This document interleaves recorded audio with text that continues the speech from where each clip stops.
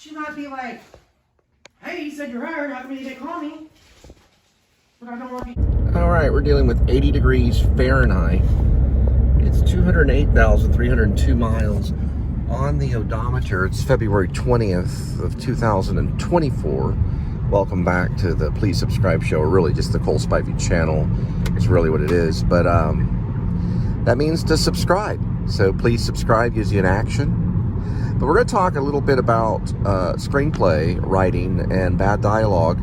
I did go over this little thing. I can't think of the guy's name, but he gives some examples of bad dialogue. And one of them, he talks about excessive name addressing. Okay, so like someone's name. I'm not going to say name calling, because that refers to like using bad words or something, you know, or like cussing someone. It's not that necessarily. This is addressing, like name, like using someone's name, or like how I'm using the word name over and over again. Right? So because it can be a little annoying. And one example he gives is from the Titanic. There's a moment where Rose walks in on Jack, who is handcuffed to this, like, I don't know, it's like a bar or like some kind of metal piece of piping or something. Why the guy, I guess, put him there. I don't remember exactly how he got cuffed there, but he'll drown if she doesn't get him. And so they use each other's names too much in the scene. She's like, oh, Jack. And he's like, oh, Rose. Look over there, Rose. And he says Rose like a few times. And she says Jack. Like, Jack, where did you put it, Jack? And it's awkward. It sticks out. It's like they just didn't catch it, you know, and they just left it in the acting scene. They just used their names too much. So he saw that as bad dialogue.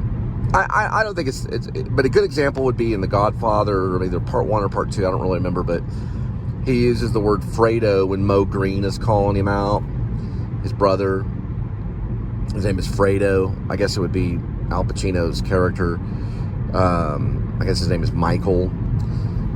He uses his name Michael in it, and then he uses his name Fredo, and it's like it fits the scene, and it's not excessive. It's not like every sentence, you know. Like it's almost like directing the actors to talk to that certain person rather than being like real normal speech, like natural speech. So it takes away from the natural, realistic quality. But in that case, it didn't, because he uses his name. He says something about don't mess with the family, but he uses his name. He says Fredo or something like that, and it's just used one time. You know, The Godfather's probably a pretty good example for a name addressing, you know, in the actual movie. It's not used in an excessive way, so they said that's a good example of dialogue. Another thing about bad dialogue, and this is also, you know, good dialogue too. It's not bad dialogue. It's bad dialogue versus good dialogue is what I was watching. Is in The Crow. Have you ever seen the movie The Crow?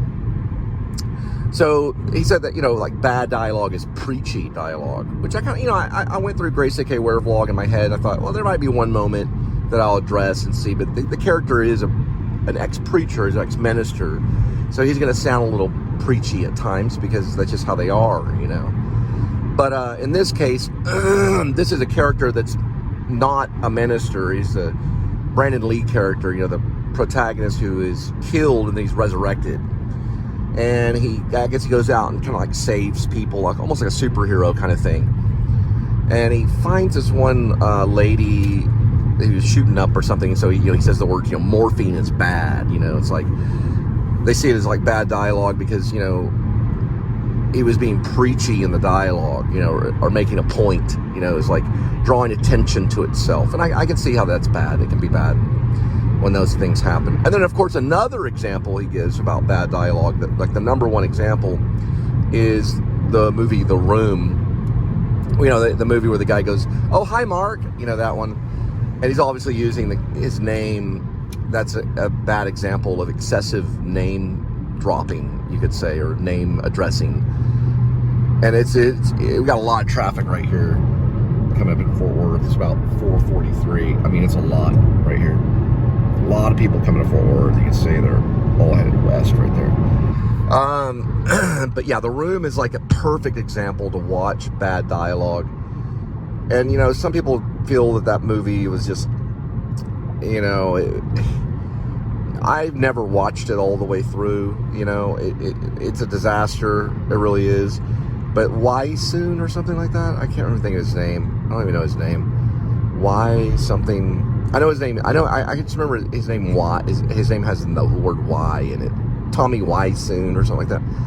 It turned out to be like one of the worst movies. But it had a lot of advertisement. Became famous and gimmicky, and now people watch it.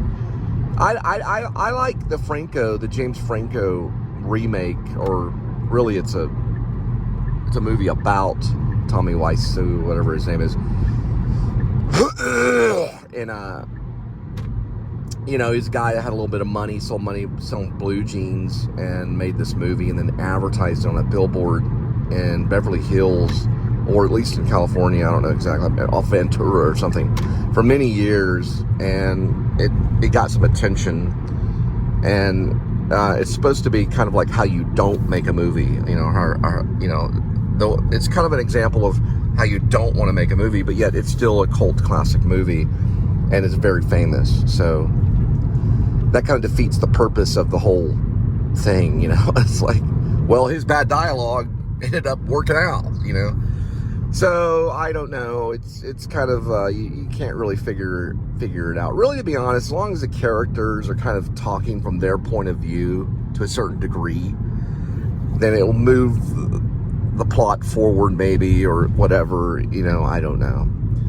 Really, what you want to think about in dialogue is does it fit in the story, and is it necessary? You know, because if you have too much dialogue, you know, it can get a little crazy, you know. It's like, now Quentin Tarantino, when it comes to dialogue, you know, he's supposed to be the master of dialogue.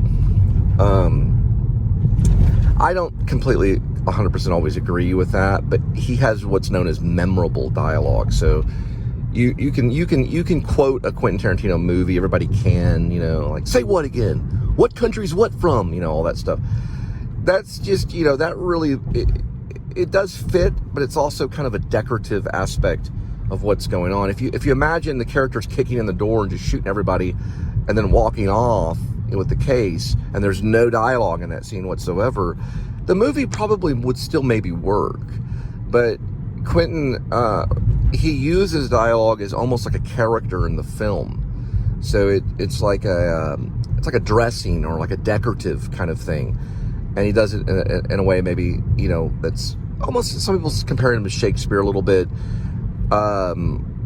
It's necessary for the film to unfold, but you have to really kind of watch his movies and listen to his dialogue and ask questions like, well, that's a weird thing to say, you know, like, do people really talk that way? Yes and no. And especially if someone's, you know, going through a hit, there'd probably be like no dialogue, you know, in that kind of scene. The doors would just fly open, everyone would be, you know, killed, and, you know, the case would be taken and nothing would be said, you know. But so it's a little bit out of, it's a fiction, you know, it's pulp fiction is what he stated it to be. So you want to look at some of that kind of stuff and ask yourself what kind of movie you're trying to make, you know, and that fits into the dialogue. All right, first one, 6:07, 7 minutes, 2.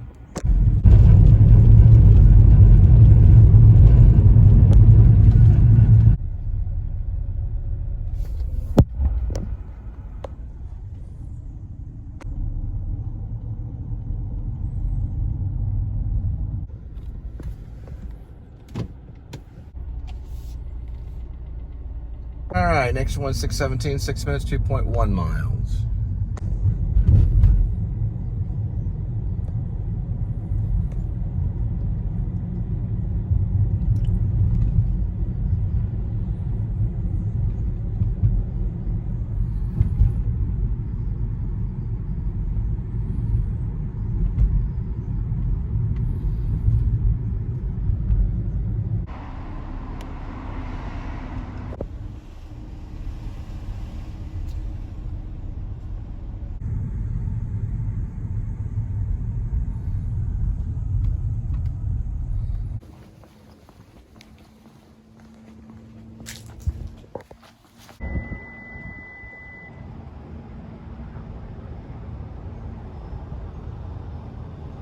All right, next one, 6:34, 13 minutes, 5.6 miles. All right, here comes the butterfly.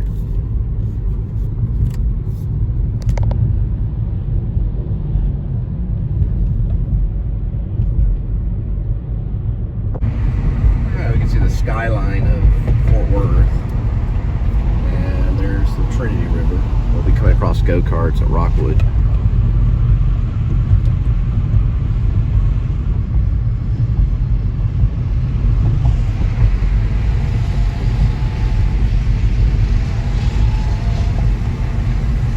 And mini golf.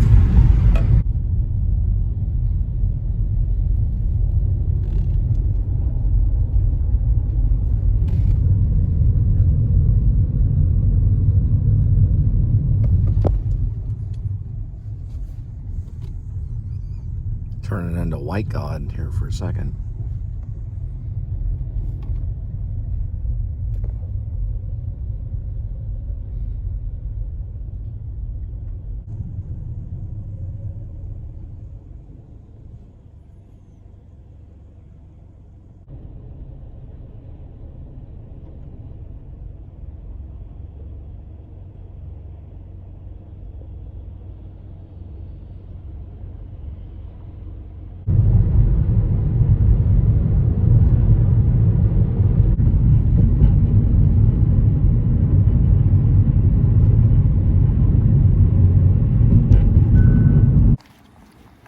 All right, next one's 8:38, 1 minute, 0.5 miles.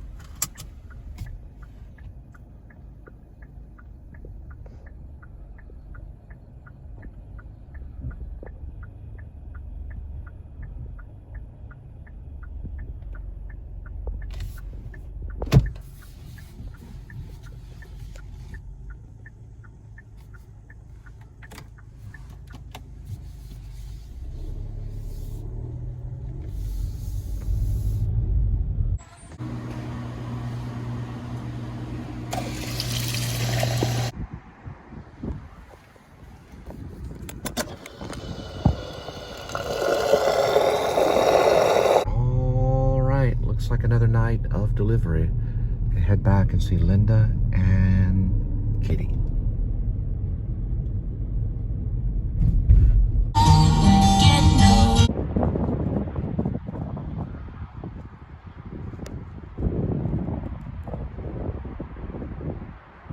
There's Kitty. Oh, you put the dishwasher on? Hey, let me see. Oh, yeah, hang on. It's right on the edge of that. There we go.